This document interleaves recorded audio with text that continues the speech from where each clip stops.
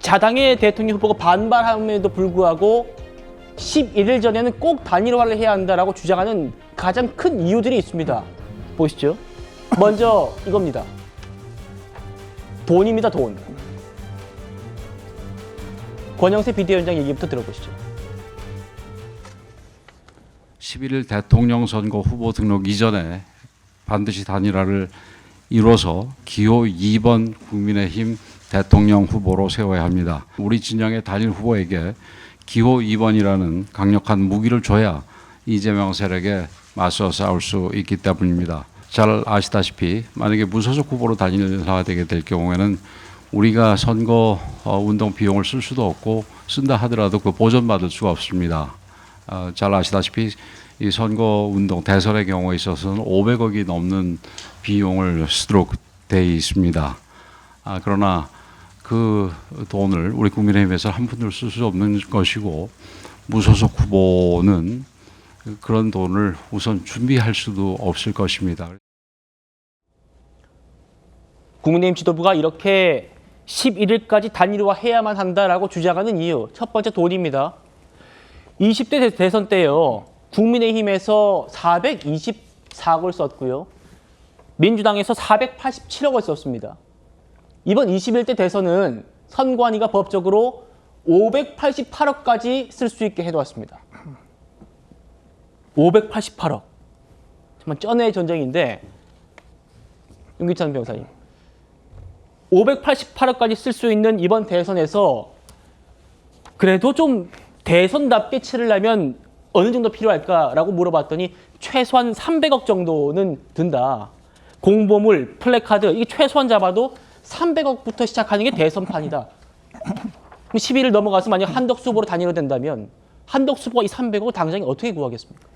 이제 저게 단일화는 경쟁 방법을 통해서 단일화해야 된다는 부분은 이제 시너지를 위해서는 다들 공감하는 부분이고, 그러면 등록 마감일 이후에 단일화 하게 되면 여러 가지 비용적인 측면이 문제가 되죠. 그러니까 한덕수 무소속 후보가 저 돈을 어떻게 마련하느냐도 문제지만 그건 뭐 정당이 관여할 바는 아닙니다. 그러나 이런 문제가 있어요. 첫 번째는 만약 경우의 수 중에 김문수 후보가 등록 이후에 단일화 경쟁 과정에서 진 경우, 그럼 그때까지의 선거운동 과정에 쓴 국내 힘이 지출한 돈은 보전받지 못합니다.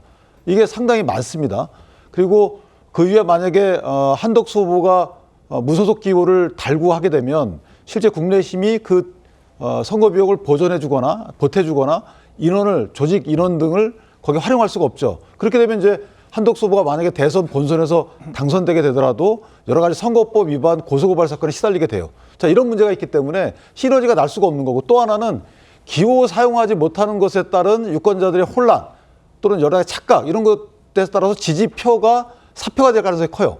그러니까 이런 세 가지 이유 때문에 후보 등록 이전에 단일화하는 부분에 대해서는 사실은 이 부분 경선 단계부터도 여기에 대해서 이의가 없었던 걸로 해석이 됐거든요. 근데 지금 와서 문제가 되는데, 어쨌든 그런 이제 각 후보의 이해관계에 따라 달라지는 것이지만, 만약에 단일화에 대해서 진정한 의사가 있다 그러면 11일까지 하는 것이 맞고, 여기에 대해서 지금 여러 가지 전당대회 통해서 후보 교체 문제, 이런 문제가 불거지고 있지만 그렇게까지 가면 안 되죠. 그러니까 그 전까지 당과 김문수 후보와 한덕수 무소속 후보 간에 좋은 시너지 나는 그런 합의를 통해서 뭔가 좋은 그 결과나 방법이 도출되는 것이 맞겠다, 개인적으로 그렇게 생각합니다. 예, 국민의힘 주진우 의원 글 보시죠.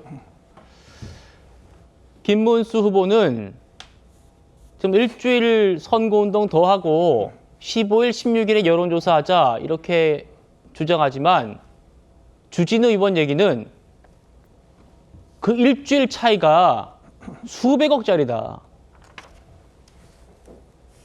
불과 일주일밖에 더 차이 나느냐, 이렇게 김문수 후보는 주장하지만 그 일주일 차이가 수백억이라는 겁니다.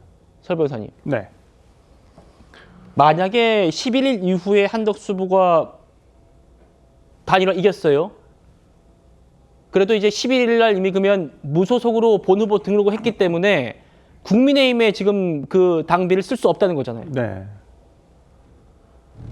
그러니까 과거에 안철수 후보 같은 경우에는 뭐 소수 정당이긴 했지만 안철수 후보가 지금 국회의원 중에서 자산이 등록 자산이 1위입니다. 그러니까 1,000억 원이 넘는 자산을 가지고 있기 때문에 네. 뭐 500억까지는 아니더라도 뭐 최소한 뭐 100억, 200억 정도의 어떠한 그 대선 선거 자금을 쓸 수는 있었었죠. 근데 모르겠습니다. 한덕수 후보의 자산이 어느 정도인지는 잘 모르겠습니다만은 공직자로서 등록한 자산을 보면 뭐 100억을 넘어가지는 않은 걸로 제가 확인이 된 것 같은데 그렇다고 해서 치더라도 개인의 돈을 선거에 그만큼 투입하기는 어렵다고 봐야 되겠죠. 그러니까 김문수 후보 측에서 뭐 다음 주에 단일화를 하자, 11일 넘어서 하자는 것은 그냥 돌려 얘기를 하신 거죠. 단일화하지 않겠다. 그 전에 이미 그 말을 하기 전에 한덕수 후보가 본인이 단일화가 되지 않으면 11일 날 후보자 등록하지 않겠다라고 분명히 밝혔거든요. 그렇다고 한다면 김문수 후보 측에서 다음 주에 하자는 것은 난 단일화를 하지 않겠다라고 애써 애둘러서 얘기를 하신 거라고 저는 보고요.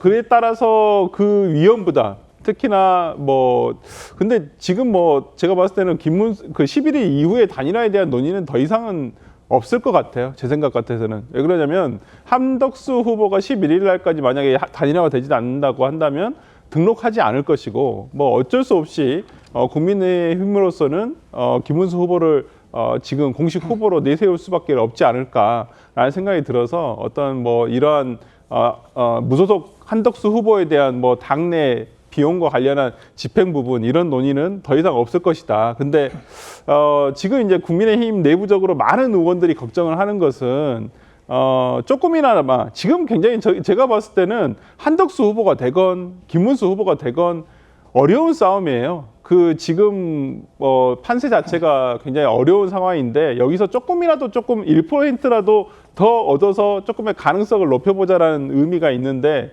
글쎄요. 이번 주에 벌어지고 있는 이러한 단일화에 대한 과정 등이 과연 뭐 국민들 특히나 오히려 지금은 중도층에서보다도 보수 지지층 내에서도 이러한 모습을 보면서 많이 실망하시는 분들이 늘어나고 있는 것은 사실이거든요. 이러한 부분들을 국민의힘에서도 조금 집행부에서 고려를 해야 되지 않을까라는 생각을 해봅니다. 알겠습니다.